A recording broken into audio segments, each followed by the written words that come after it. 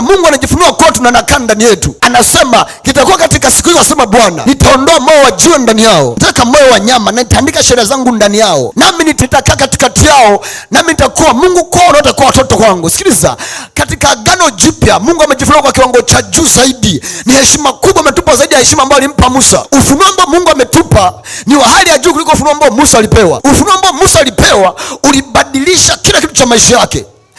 Ibrahim alitembea na Mungu ila hakuna chochote alichoandika. Musa anakuja, mamia na maelfu ya miaka yamepita, mamia ya miaka yamepita tangu kwa Ibrahimu. Anakuja mtu anaandika habari za mtu aliyeishi mamia na mamia ya miaka kabla hajazaliwa. Anakuja Musa anaandika kitabu cha Mwanzo, andika kitabu cha Kutoka, andika kitabu cha Walawi, andika kitabu cha Kumbukumbu la Torati, andika kitabu cha Hesabu, vitabu vitano anaandika mtu mmoja Musa, habari za mambo ya uumbaji wa Mungu ambao alikuwa hajaja bado. Na huyo ni mtu ambaye Mungu haishi ndani yake, Mungu anaishi nje yake, ila amejifunua kwa kiwango kikubwa. Vipi kwa Agano Jipya ambalo Mungu anaishi ndani yetu, anakaa ndani yetu? Biblia inatuambia Roho yeye huchunguza yote, hata mafumbo ya Mungu, na anawapasha wale ambao ni watu wa kwake. Watu gani? Sisi ambaye Roho Mungu anaishi ndani yetu. Katika Agano la Kale hakuna mtu ambaye Roho Mtakatifu aliishi ndani yake, alikuwa anaishi juu yao, sio ndani yao. Roho Mtakatifu akiwa juu yako, sikiliza, ndio maana kisikutishe mtumishi wa Mungu akiwa madhabahuni akafanya miujiza, wala kisikusumbue.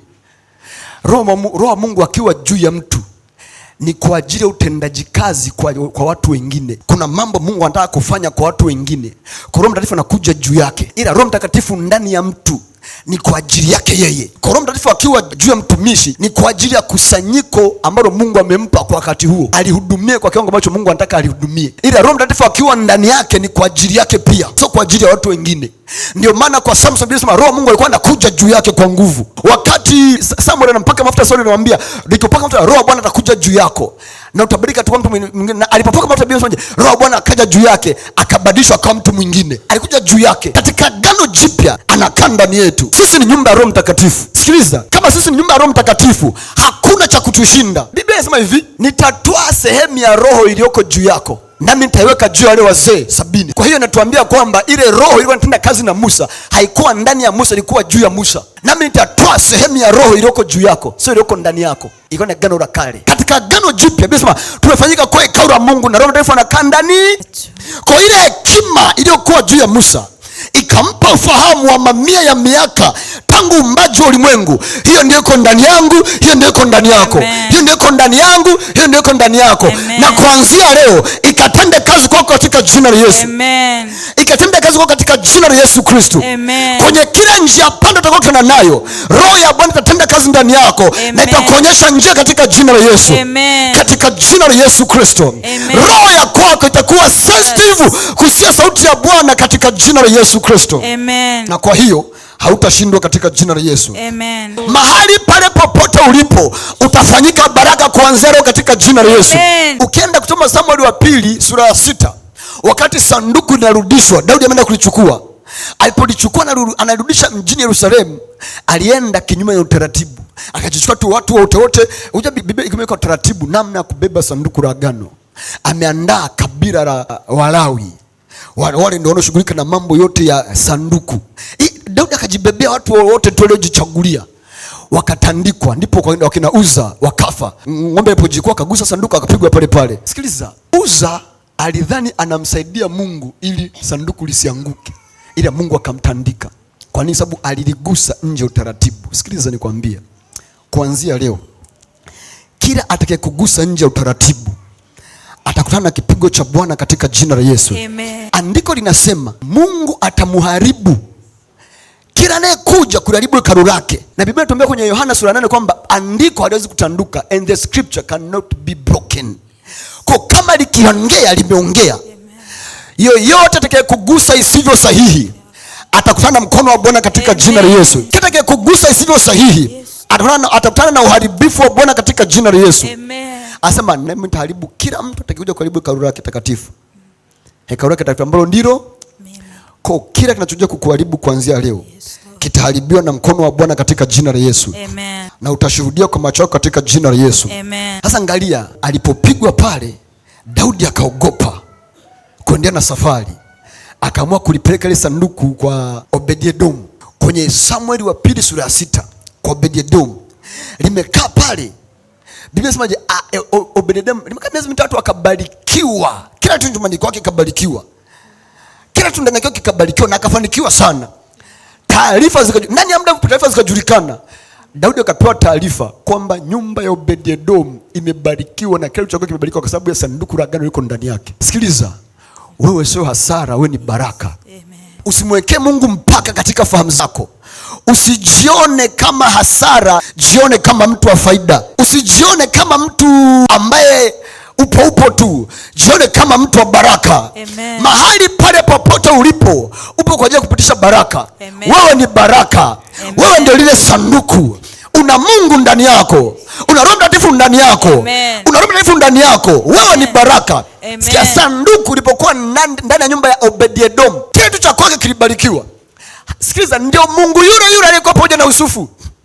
Yusufu aliyekuwa ndani ya nyumba ya Potifa, kila kitu ndani yake kikabarikiwa. Yusufu yule aliyeingia gerezani, kila kitu ndani ya gereza kikaenda. Yes. Kwa nini? Kwa sababu Mungu yuko pamoja naye. Ndio wewe ndio Yusufu wa leo. Amen. Wewe ndio sanduku la leo. Amen. Mahali pale popote ulipo, baraka Mungu itaonekana katika jina la Yesu. Amen. Kwenye taasisi yoyote, kwenye nyumba yoyote, kwenye ofisi yoyote, yes. Baraka ya Bwana itaonekana katika jina la Yesu. Amen. Na siku utakapoondoka watajua kuna kitu kimeondoka kwao. Amen. Katika jina la Yesu Kristo. Amen. Yusufu alipoondoka kwa Potifa, baraka ya Mungu ilikata kwa nyumba ya Potifa, ikahamia magereza. Alipoondoka magereza, ilikata magereza, ikahamia ikulu alipokuwa. Utakapohama watajua kwamba kuna mtu ameondoka. Amen. Utakapokuwepo watajua kwamba kuna mtu yupo. Amen. Na kuanzia leo kaki faida, usitaki hasara. Ukiamka asubuhi jiambie na Mungu ndani yangu. Mwambie Bwana onekana.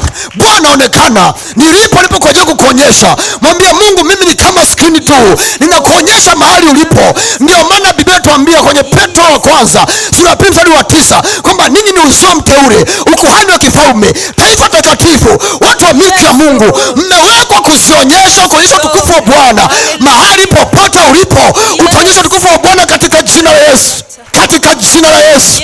Sikiliza, utake usitake, maadamu ukiamini itakuwa kwa katika jina la Yesu. Amen. Kuna namna ambavyo ukijua hili kitu ukatembea kwenye huu fahamu, Bwana ataanza kukupa ideas, atakupa mawazo, atakwambia nini cha kufanya. Sababu kwenye Isaya anatuambia utasikia sauti nyuma yako ikikwambia njiani hii, utakapoenda kushoto au utakapoenda kulia. Maana kwenye ofisi yoyote utapata wazo ndani yako, kwenye biashara yako utapata wazo ndani yako, kwenye ajira yako utapata wazo ndani yako, kwenye nyumba uliomo utapata wazo ndani yako, na utakapoliachia itakuwa ni baraka kwa eneo husika katika jina la Yesu Kristo. Amen.